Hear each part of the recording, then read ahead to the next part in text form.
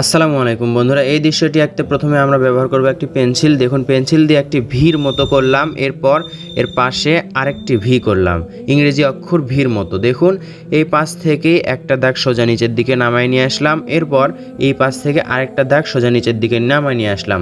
ঠিক একই রকম করেও এই পাশেই আরেকটি দাগ আঁকবো এবং এর পাশে আরেকটি দাগ আঁকবো। বন্ধুরা, দেখতেই পাচ্ছেন হয়ে গেল দুইটি গাছ, এবং গাছ থেকে দেখুন ডালের শাখা বের হচ্ছে। এভাবে আমরা একটু বড় করে দিব। এরপর কি করব, গাছের পাতা আঁকবো। বন্ধুরা, যে পেন্সিলটি ব্যবহার করছি সেটা হচ্ছে 6B পেন্সিল পেট্রাফনিক, কিন্তু আপনি ড্রয়িং করার সময় যদি রং করতে চান তাহলে 2B অথবা 4B ব্যবহার করতে পারেন। যত বেশি বি ব্যবহার করবেন তত গাঢ় হবে এবং রং করার সময় সেগুলো রঙের সাথে কালো কালো হয়ে যাবে। এজন্য 2B বা 4B ব্যবহার করা অনেকটাই ভালো যদি রং করতে চান।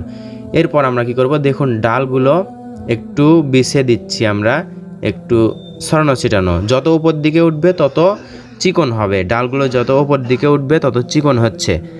ঠিক একই রকম করেই আমরা দেখুন গাছের পাতাগুলো দিচ্ছি এরকম করে। এটা বন্ধুরা আপনাদের কাছে অনেকটাই সহজ হবে, সেটাই আমি আশা করি।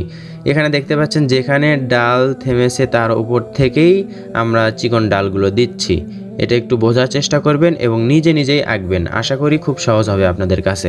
এভাবেই আমরা ডাল এঁকে তার উপর আমরা পাতাগুলো দিয়ে দিব। পাতাগুলো যদি একটা একটা করে পাতা দিই তাহলে আমাদের অনেক সময় লাগবে, এজন্য আমাদের এইভাবে দেওয়া, কারণ আমরা এর ওপর রং করব। দেখতে পাচ্ছেন বন্ধুরা, অনেক সহজে আঁকলাম। আরেকটি কথা না বলে না, সেটা হচ্ছে এই দৃশ্যটি আঁকতে আমি ব্যবহার করছি কার্টিস পেপার। এখন স্কেল দিয়ে দেখুন সোজা করে ঠিক মাঝে, খাতার দেখুন মাঝেই ধরলাম, এভাবে সোজা টানবো, পুরোটাই টানবো। এদিকে একটু হালকা করে টানবো, কারণ এদিকে আমাদের একটু মেশাতে হবে। কিভাবে মেশাতে হবে দেখুন, আগে এখানে ত্রিভুজের ন্যায় করলাম, এরপর এই পাশে দাগ দিয়ে দেখুন এটা হলো ঘরের চালা। এই পাশে আরেকটি চালা আঁকতে সহজেই ত্রিভুজের মতো করে আবার এরকম করব। দেখুন সহজে হয়ে গেল।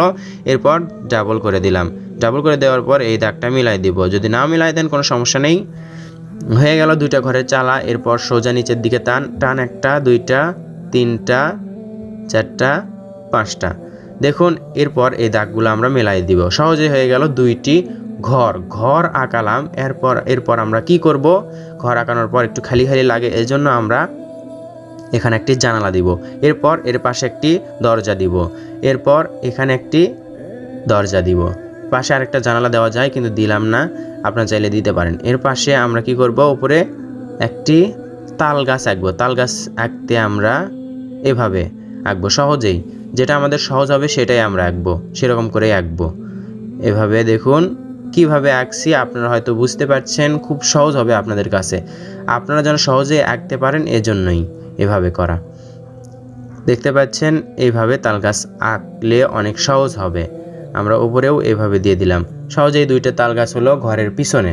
এরপর আমরা কি করব, দেখুন যেটা আঁকছি সেটা হচ্ছে দূরের দৃশ্য। দূরে যে প্রান্ত দেখা যায় তার উপরে যদি গাছপালা থাকে দূরের গ্রামে, তখন এরকম দেখা যায়। দেখতে পাচ্ছেন যে এরকম আঁকছি সেরকম করে আঁকার চেষ্টা করবেন। একটু উঁচু নিচু 19-20 হলে কোনো সমস্যা নেই। এরপর আমরা এই দেখুন দাগটা দিচ্ছি, এটা হচ্ছে নদী আঁকবো, নদীর পাড়টা।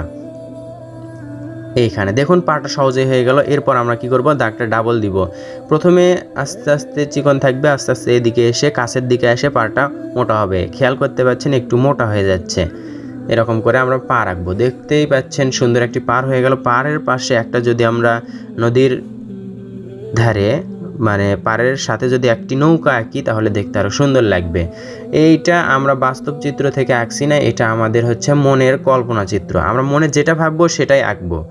এখানে আমরা একটি খুঁটি দিলাম বা বাঁশ, এরকম করে যখন নদীর পাড়ে এরকম নৌকা থাকে তখন বাঁধা থাকে, নৌকা বাঁধা এরকম করে বাঁধা থাকে। এই খুঁটির সাথে নৌকাটা আটকায় রাখা আছে। হয়ে গেল। দেখুন সুন্দর একটি দৃশ্য আঁকানো হলো। এখন আমরা কি করব, রং করব। রং করার সময় দেখুন এটা কি কালার ব্যবহার করছি। অনেকেই বলে থাকে এটা গোলাপি বা হালকা গোলাপি। এরকম করে আমরা আঁকবো। দেখতে পাচ্ছেন কি রং ব্যবহার করছি, রং বলার প্রয়োজন নেই, আপনারা দেখলেই চিনতে পারবেন। এটা আমরা ব্যবহার করছি টিটি অয়েল প্যাস্টেল 36 কালারের। এই কালার 36 কালারের মধ্যে এই কালারটি পেয়ে যাবেন। আমরা পুরো গাছের ওপরে দেখুন এই কালারটা করছি। বন্ধুরা এটা আমরা আঁকছি আমার প্রিয় ঋতু বা বসন্ত ঋতুর সিনারি বা দৃশ্য। বসন্ত ঋতুতে একটু গাছপালাতে ফুল ফোটে, একটু বেশি ফুল দেখা যায়, প্রকৃতি অনেক সুন্দর দেখা যায়। একটু যদি আমরা এগুলো কালার দিই, দেখুন নিচের যে কালারটা দিচ্ছি সেটা একটু গাঢ়, যেই কালারটা দিয়েছি তার থেকে একটু গাঢ়, একেবারে লাল না কিন্তু একটু গাঢ়, নিচের দিকে ফোটা ফোটা করে দিলাম। বন্ধুরা এটা কী গাছ আঁকছি সেটা বোঝানোর প্রয়োজন নেই, হতে পারে একটি সুন্দর একটি গাছের এরকম করে ফুল বা পাতায় এই কালারের হতে পারে, যদিও আমার নামটা জানা নেই গাছের, তবে আঁকছি মনে যেরকম যাচ্ছে সেরকম। আমরা এইভাবে আঁকবো, নিচের দিকে একটু গাঢ় করব, উপর দিকে হালকা রাখবো। বুঝতে পারছেন ওটার থেকে যদি একটু গাঢ় কালার দিই তাহলে কোন কালার হতে পারে। নিচের গাঢ়টা একটু সুন্দর করে দেওয়ার চেষ্টা করব। এরপর আমরা দেখুন এটা ব্রাউন বা বাদামি, অনেকেই বলে থাকে খয়েরি কালার, এই খয়েরি কালারটা আমরা ব্যবহার করব। এখানে আমরা পুরো ডালেই খয়েরি কালারটা দিব, এভাবে আমরা আঁকবো। খেয়াল করবেন যেন এই খয়েরি কালারগুলো যখন আমরা করব, প্যাস্টেল কালার সাধারণত বাহিরে চলে যায়, এজন্য আমরা সাবধানের সহিত সুন্দর করে আঁকবো, ধৈর্য ধরে রং করব, তাহলে বাহিরে যাওয়ার সম্ভাবনা কম থাকবে। যদি একটু তাড়াহুড়া করি তাহলে বাহিরে যাওয়ার সম্ভাবনা থাকবে। এরকম করে দেখুন নিচের দিকে লম্বালম্বিভাবে রং করব, তাহলে দাগের মধ্যেই থাকবে। যেভাবে করছি সেটাই খেয়াল করুন।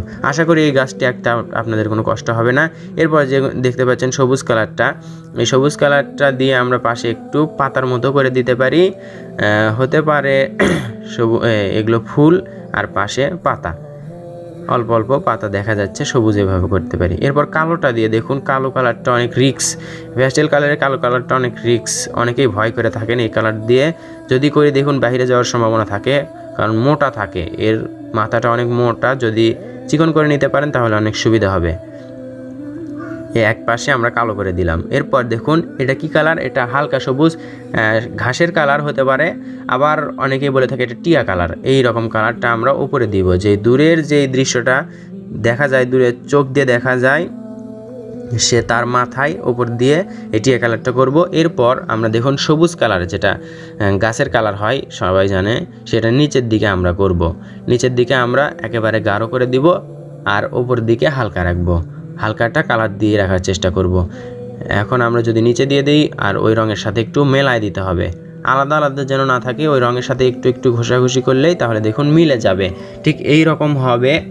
এরপর আমরা কি করব, একটু জুম করে দেখাচ্ছি, এই খয়েরি বা খয়েরি কালো কালার, খয়েরি কালো দুটার মিশ্রণে যে কালারটা হয় দেখুন সেটা করলাম, এভাবে তাল গাছে করব।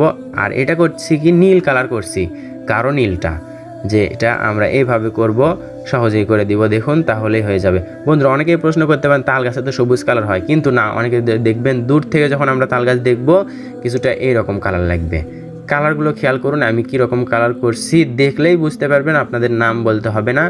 এখন চালার ওপর দেখুন হলুদ কালার করলাম, এরপর নিচের দিকে কি করব, এই অরেঞ্জ মানে কমলা কালারটা আমরা করব, তাহলে দেখুন চালাটা অনেক সুন্দর লাগলো, গ্রামের চালা, ঘরের চালাটা দেখতে অনেক সুন্দর লাগলো। এরপর এই পাশেই অরেঞ্জটা করে দিলাম। এরপর কি করব, কালোটা দিয়ে, কালোটা যদি আপনি এই ছোট দরজায় না করতে পারেন তাহলে সাইন পেন বা মার্কার পেন ব্যবহার করতে পারেন অনায়াসে, কোনো সমস্যা নেই। এরপর আমরা কি করব, এইখানে জানালাতেও কালো করে দিব। কালো করে দেওয়ার পর এই তো যেই কালারটা দেখতে পাচ্ছেন এটা হচ্ছে ছাই কালার, অনেকেই বলে থাকে অ্যাশ কালার, এই কালারটা আমরা করব। দেখুন এখন অনেকটা সুন্দর লাগছে। এরপর কি করব, যে বাদামি কালারটা আছে এটা মাটিতে করব, সরি এটা বাদামি কালার না, দেখতে পাচ্ছেন কি কালার, আমার কালারের নামটা ঠিক মনে আসছে না ইংলিশে। আপনারা এভাবে এই কালারটা চিনতে পারবেন অবশ্যই, রঙের বক্সে দেখলেই বুঝতে পারবেন এটা কোন কালার করছি আমি। এরকম করে কালারটা করে দিবেন, এইদিকে পাড়ের দিকে গাঢ় রাখবেন, উপর দিকে হালকা রাখবেন, এরকম করে। এই কালারটা হচ্ছে সিলভার কালার। সিলভার কালারটা দেখুন যে পাড়ে ডাবল করে দিছিলাম, সেই ডাবলের মধ্যে এই সিলভার কালারটা করব। এটা অনেকটা ম্যাটে বা কালচে কালারের মতো হবে, ম্যাটে কালার দেখতে ঠিক এরকমই লাগবে। আরেকটা কালার আছে যেটা হচ্ছে অ্যাশ কালার, সেটাও করতে পারেন, সাবধানে করবেন যেন দাগের বাইরে না যায়, তাহলে দেখতে সুন্দর লাগবে। এরপর আমরা কি করব, এই কালারটা মার্কার পেন দিয়ে আমরা কালো করে দিব।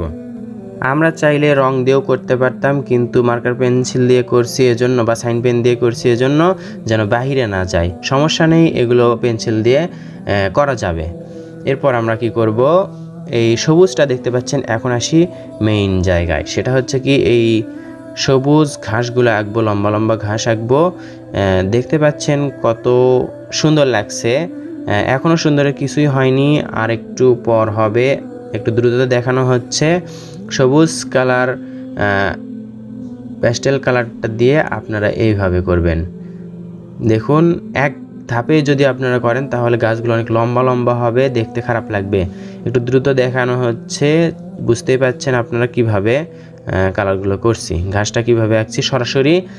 সরাসরি কালার দিয়ে আপনারা এইভাবে করার চেষ্টা করবেন, তাহলে তাড়াতাড়ি হবে, আঁকার কোনো সমস্যা থাকবে না। এখানে যদি আপনারা পেন্সিল দিয়ে আঁকাই নিতেন, তাহলে পেন্সিলের ওপর এরকম কালার করলে তাহলে পেন্সিলের দাগটা আর রঙের দাগটা একবার মিশে কালো হয়ে যেত, এখন দেখতে খারাপ লাগতো। এজন্য আমরা ডাইরেক্ট রং দিয়ে করব। দেখতে পাচ্ছেন কি রং ব্যবহার করছি।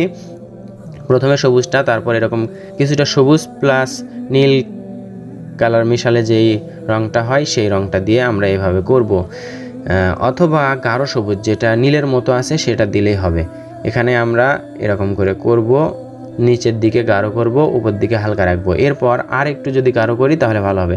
গাঢ়টা যদি নীলটাই যদি সবুজের ওপর দেন, দেখুন তাহলে নীল বোঝা যাবে না, কিছুটা কালচে বা গাঢ় সবুজের মতোই বোঝা যাবে। আমরা এরকম করেই করব।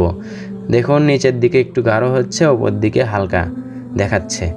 আমরা এরকম করেই করব, সাবধানের সহিত করব, তাহলে দেখতে সুন্দর লাগবে। এখন দেখতে পাচ্ছেন ওটাই আবার নিচের দিকে গাঢ় করে দিচ্ছি, যেখানে একটু ফাঁকা ফাঁকা আছে সেগুলো পূরণ করে দিচ্ছি। এখন দেখতে পাচ্ছেন ঘাস দেখতে কেমন লাগছে। এই ঘাসটা হওয়ার পর আমরা কি করব, উপর দিকেও আরেকটু যদি দেই, এরকম করে একটু বের করে দিই মাথাগুলো, তাহলে দেখতে সুন্দর লাগবে। তাছাড়া জমানো থাকলে খারাপ লাগবে, একটু ছিটানো থাকলে দেখতে ভালো লাগবে। পেন্সিল দিয়ে করিনি, আমরা সরাসরি রং দিয়ে করলাম। এরপর আমরা কি করব, এই হালকা নীল, হালকা আকাশিটা, যেটা পানিতে করলে দেখতে অনেক ভালো লাগবে, পানিটা বোঝা যাবে। একেবারে সাদা থাকলে কেমন দেখায়, এজন্য আমরা দেখুন আকাশিটা দিয়ে নদীর পানি এরকম করে দিলাম। এরপর ফ্লুইড ব্যবহার করব আমরা, সাদা ম্যাটাডোর ফ্লুইড আমরা এইভাবে করব। দেখুন এগুলো হচ্ছে ঘাসের ফুল, সাদা ফুল। এরকম করে যদি দিতে পারেন তাহলে অনেক সুন্দর লাগবে, কারণ সাদা রং, প্যাস্টেলের সাদা রং দিয়ে আপনি এই রঙের ওপর করতে পারবেন না বা ঘোরাতেই পারবেন না, এই সাদা কালারটা ফুটে তুলতে পারবেন না। এজন্য আমরা ফ্লুইড ব্যবহার করব। যে কোনো ফ্লুইড আপনি এভাবে ব্যবহার করতে পারেন, দেখতে অনেক সুন্দর লাগবে। দেখুন সাদাটা একবার স্পষ্ট বোঝা যাচ্ছে, যদি আপনি প্যাস্টেল কালারের ব্যবহার করতেন তাহলে এরকম হতো না।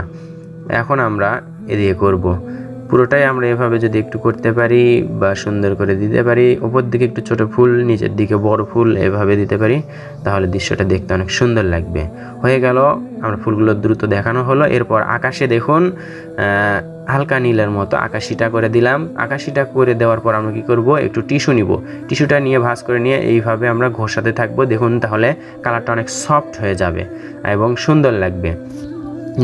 দেখতেই পাচ্ছেন একটু দ্রুত দেখানো হচ্ছে, তারপরেও আপনারা বোঝার চেষ্টা করবেন যে কিভাবে আঁকছি, কি করছি।